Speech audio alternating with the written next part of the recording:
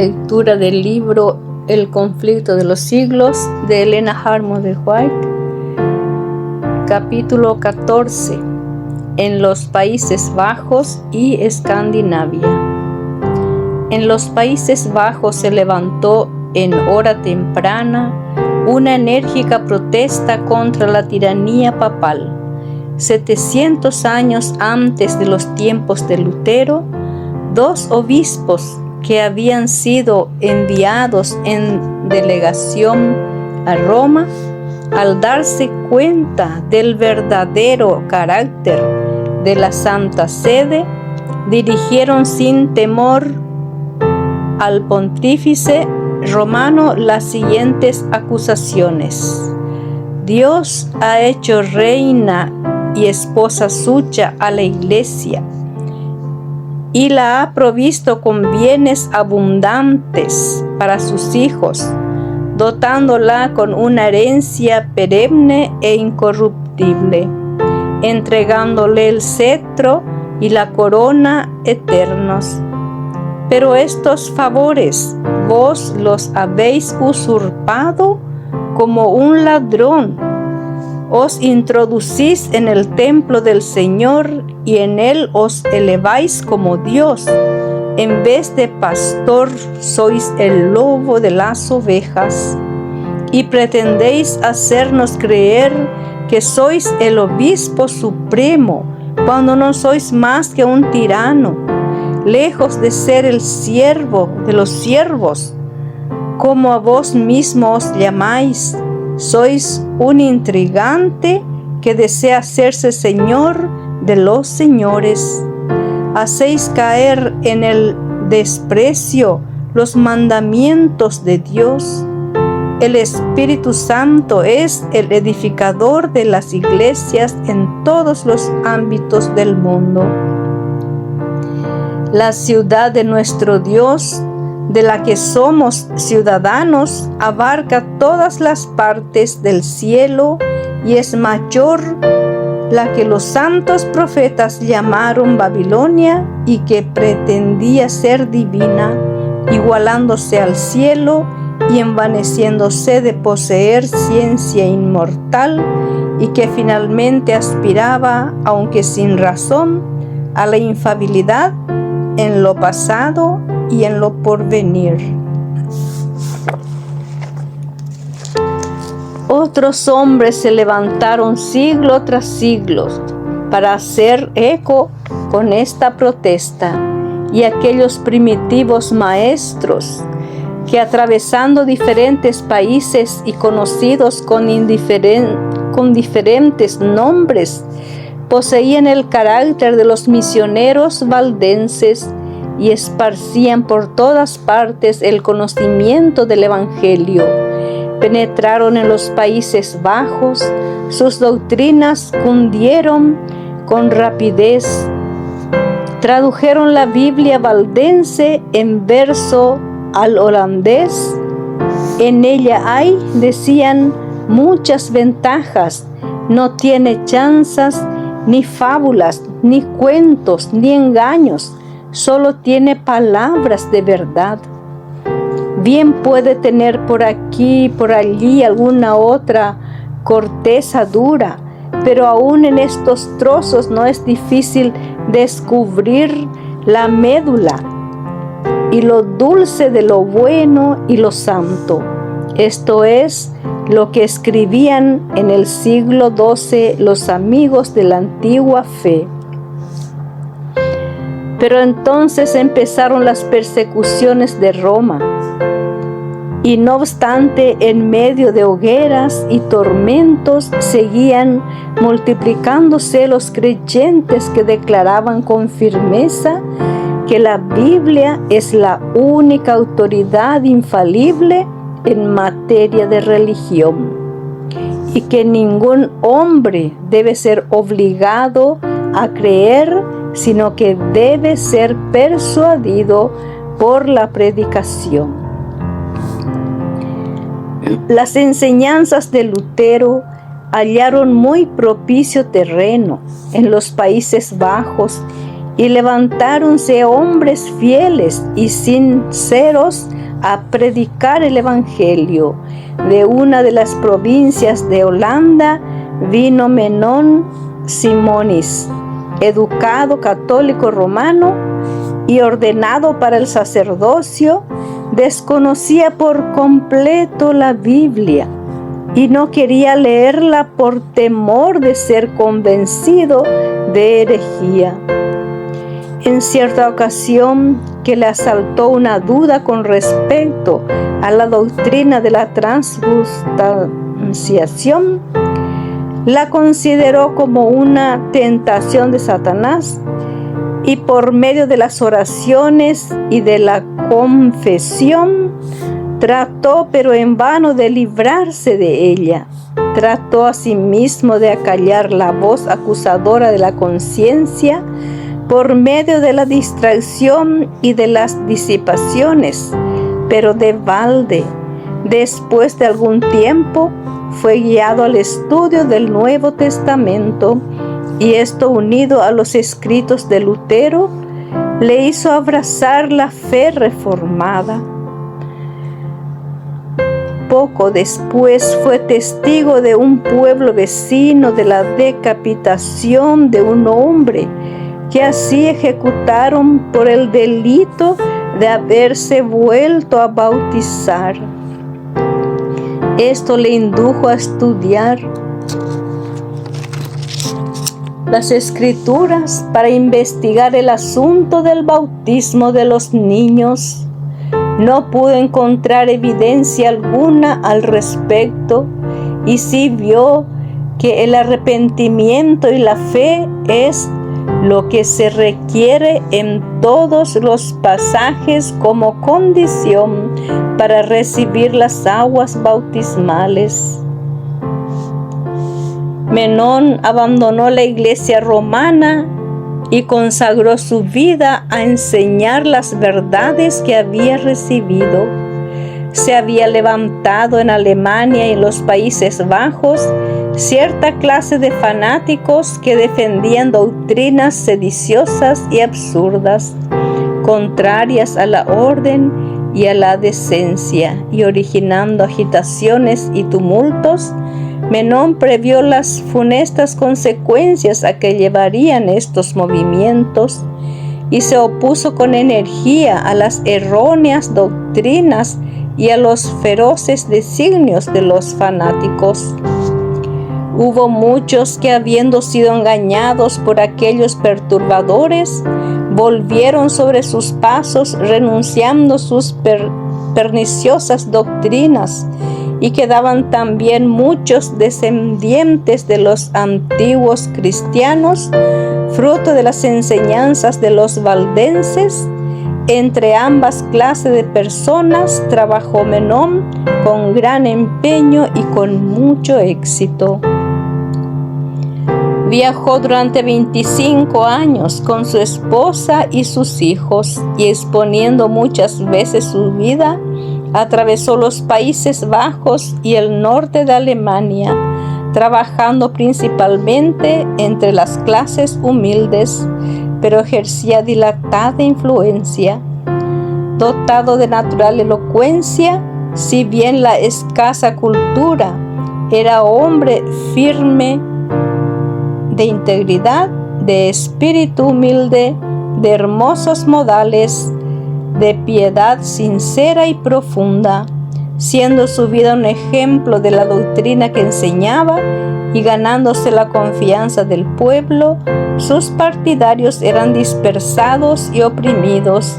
Sufrieron mucho porque se les confundía con los fanáticos de Münster, y a pesar de todo era muy grande el número de los que eran convertidos por su ministerio. En ninguna parte fueron recibidas las doctrinas reformadas de un modo tan general como en los Países Bajos, y en pocos países sufrieron sus adherentes tan espantosas persecuciones. En Alemania, Carlos V había publicado edictos contra la reforma, y de buena gana hubiera llevado a la hoguera todos sus partidarios, pero allí estaban los príncipes para oponerse a su tiranía como barrera infranqueable. En los Países Bajos su poder era mayor y los bandos de persecución se seguían unos a otros en rápida sucesión. Leer la Biblia, oírla leer, predicarla o aún referirse a ella en la conversación era incurrir en la pena de muerte por la hoguera. Orar a Dios en secreto o abstenerse de hacer inclinaciones ante las imágenes o cantar un salmo eran otros tantos hechos castigados también con la muerte. Y aun los que abjuraban de sus errores eran condenados, si eran hombres, a ser degollados, y si eran mujeres, a ser enterradas vivas. Millares perecieron bajo el reinado de Carlos y de Felipe II. En cierta ocasión llevaron ante los inquisidores a toda una familia acusada de no ir misa y de practicar el culto en su hogar. Interrogado el hijo menor respecto a las prácticas de la familia, contestó: nos hincamos de rodillas y pedimos a Dios que ilumine nuestra mente y nos perdone nuestros pecados. Rogamos también por nuestro soberano, porque su reino sea próspero y su vida feliz. Pedimos también a Dios que guarde a nuestros magistrados. Algunos de los jueces quedaron hondamente conmovidos, pero no obstante, el padre de uno de los hijos fueron condenados a la hoguera. La rabia de los perseguidores corría parejas con la fe de los mártires, y no solamente los hombres, sino aún delicadas señoras y doncellas desplegaron un valor inquebrantable. Las esposas se colocaban al lado de sus maridos en la hoguera, y mientras estos eran envueltos en las llamas, ellas los animaban con palabras de consuelo o cantándoles salmos. Las doncellas, al ser enterradas vivas, se acostaban en sus tumbas con la tranquilidad con que hubiera entrado en sus aposentos, o subían a la hoguera y se entregaban a las llamas. Se entregaban a las llamas vestidas con sus mejores galas, lo mismo que si fueran a sus bodas. Del mismo modo que en los tiempos en que el paganismo perseguía al evangelio, la sangre de los cristianos era simiente. La persecución no servía más que para aumentar el número de los adeptos de la verdad.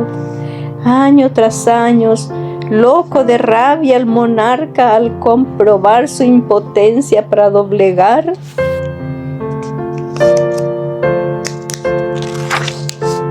la determinación del pueblo, se ensañaba más y más en su obra de exterminio, pero de balde.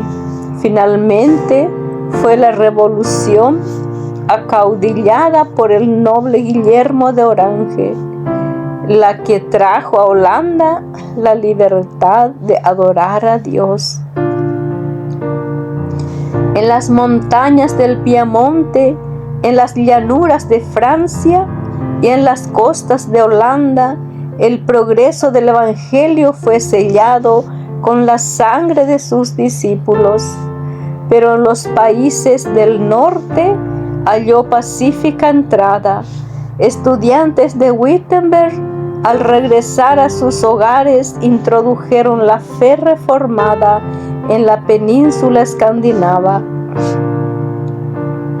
La publicación de los escritos de Lutero ayudó a esparcir la luz. El pueblo rudo y sencillo del norte se alejó de la corrupción, de la pompa y de las supersticiones de Roma para aceptar la pureza, la sencillez y las verdades vivificadoras de la Biblia.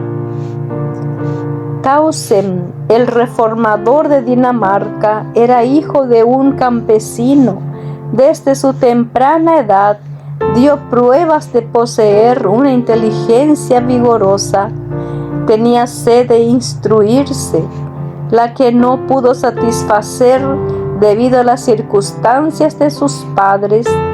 Entrando entonces en un claustro, allí la pureza de su vida, junto con su diligencia y su lealtad, le granjearon la buena voluntad de su superior. En los exámenes demostró tener talento y prometer prestar buenos servicios a la iglesia. Sus superiores determinaron darle una educación más completa en una universidad de Alemania o de los Países Bajos. Se le concedió libertad para elegir él mismo el establecimiento a donde desease ir, siempre que no fuera el de Wittenberg. No convenía exponer al educando a la ponzoña de la herejía, así pensaban los frailes. Tausen fue a Colonia, que era en aquella época uno de los baluartes del romanismo. No tardó en sentir desvío para con el misticismo de los maestros de la escuela. Por aquel mismo tiempo llegaron a sus manos los escritos de Lutero, los cuales leyó maravillado y deleitado a la vez, quedando con ardientes deseos de recibir instrucción del mismo reformador. Pero este deseo no lo podría realizar sin ofender a su superior, el prior del convento, y sin perder su sostén, finalmente tomó pronta resolución y al poco tiempo se matriculó en la Universidad de Wittenberg. Cuando volvió a Dinamarca, reintegró su convento. Nadie lo sospechaba contagiado con el luteranismo, pero tampoco reveló su secreto, sino que se esforzó sin despertar los prejuicios de sus compañeros en conducirle a una fe más pura y a una vida más santa.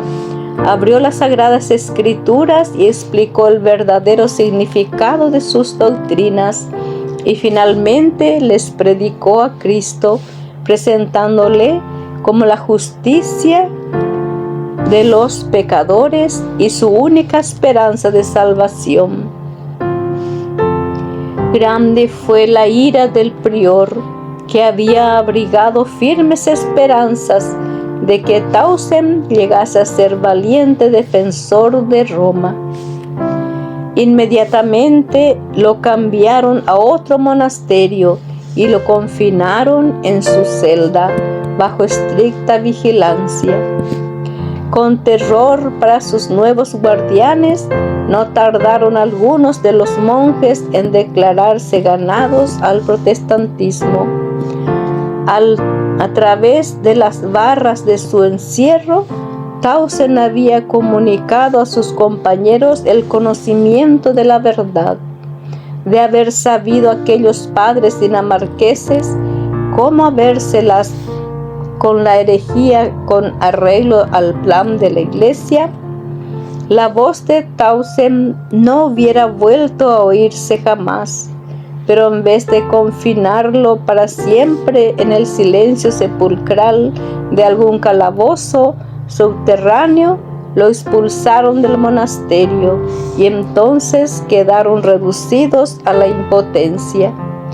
En aquellos días se promulgó un edicto real ofreciendo protección a los propagadores de la nueva doctrina.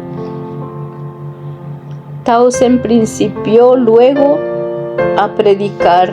Las iglesias le fueron abiertas y el pueblo acudía en masa a oírle. Había también otros que predicaban la palabra de Dios. El Nuevo Testamento fue traducido en el idioma dinamarqués y circuló con profusión.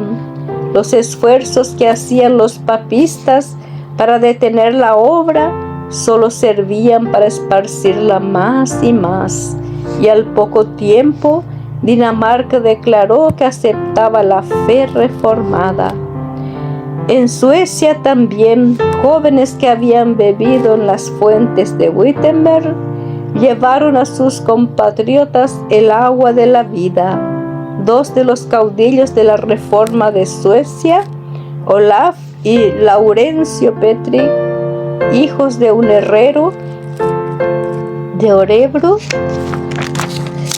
estudiaron bajo la dirección de Lutero y de Melanchthon, y las mismas verdades en que fueron instruidos ellos las enseñaron con diligencia. A semejanza del gran reformador, Olaf, con su fervor y su elocuencia, despertaba y levantaba al pueblo, mientras que Laurencio, como Melanchthon, era sabio, juicioso y de ánimo tranquilo. Ambos eran hombres de piedad, ardiente de profundos conocimientos teológicos,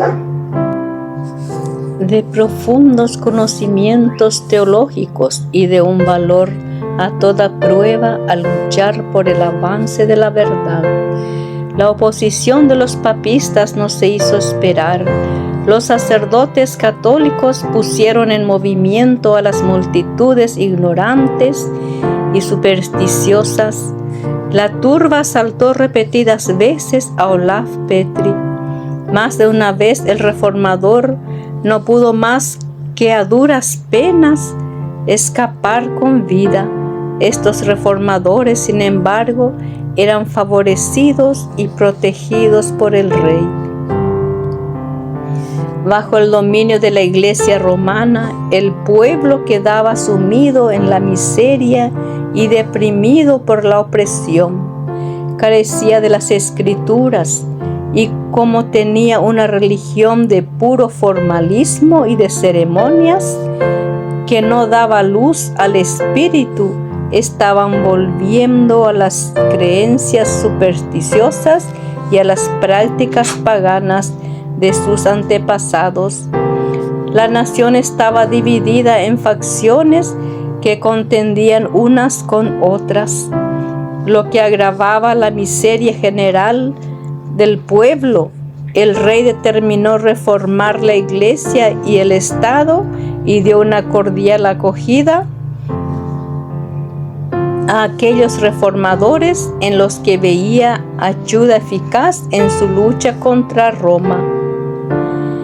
En presencia del monarca y de los principales de Suecia, Olaf Petri defendió con mucha habilidad las doctrinas de la fe reformada.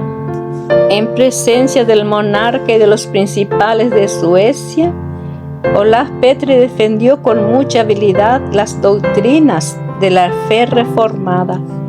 Contra los campeones del romanismo, manifestó que las doctrinas de los padres de la Iglesia no debían aceptarse, sino cuando concordasen con lo que dice la Sagrada Escritura, y que las doctrinas esenciales de la fe están expresadas en la Biblia de un modo claro y sencillo que todos pueden entender.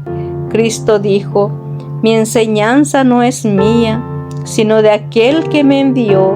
Y Pablo declaraba que si predicara él otro evangelio que el que había recibido, sería anatema. Y entonces dijo el reformador: ¿Pueden otros pretender formular dogmas a su antojo e imponerlos como cosas necesarias para la salvación? Probó que los decretos de la Iglesia no tienen ninguna autoridad cuando están en pugna con los mandamientos de Dios, y sostuvo el gran principio protestante de que la Biblia y la Biblia sola es la regla de fe y práctica. Esta lucha, si bien se desarrolló en un escenario comparativamente oscuro, sirve para dar a conocer la clase de hombres que formaron la oficialidad y la tropa del ejército de los reformadores. No eran controversistas ruidosos, sectarios e indoctos. Lejos de esto, eran hombres que habían estudiado la palabra de Dios, diestros en el manejo de las armas de que se habían provisto en la armería de la Biblia. Cuando nos fijamos en los brillantes centros de Wittenberg y Zurich, y en los ilustres nombres de Lutero y Melanchthon, de Zwinglio y de Ecolampadio, nos inclinamos a creer que estos fueron los jefes del movimiento de la Reforma, pero que los subalternos no eran como ellos. Pues bien, si echamos una mirada sobre el oscuro teatro de la Suecia y nos fijamos en los humildes nombres de Olaf y de Laurencio Petri, yendo de los maestros a los discípulos, ¿qué encontramos? Maestros y teólogos, hombres que entienden a fondo todo el sistema de la verdad bíblica y que ganaron fáciles victorias sobre los sofistas de las escuelas y sobre los dignatarios de Roma. Como consecuencia de estas discusiones, el rey de Suecia aceptó la fe protestante y poco después la Asamblea Nacional se declaró también en favor de ella. El Nuevo Testamento había sido traducido en el idioma sueco por Olaf Petri y a deseo del rey, ambos hermanos emprendieron la traducción de la Biblia entera. De esta manera, el pueblo sueco recibió por primera vez la palabra de Dios en su propio idioma.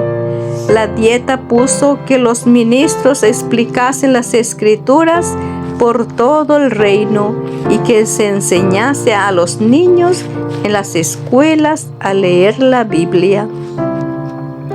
Así es como fueron desvaneciéndose de un modo constante y seguro las tinieblas de la superstición y de la ignorancia a la luz bendita del Evangelio. Libre ya de la opresión de Roma, alcanzó la nación una fuerza y una grandeza que jamás conociera hasta entonces.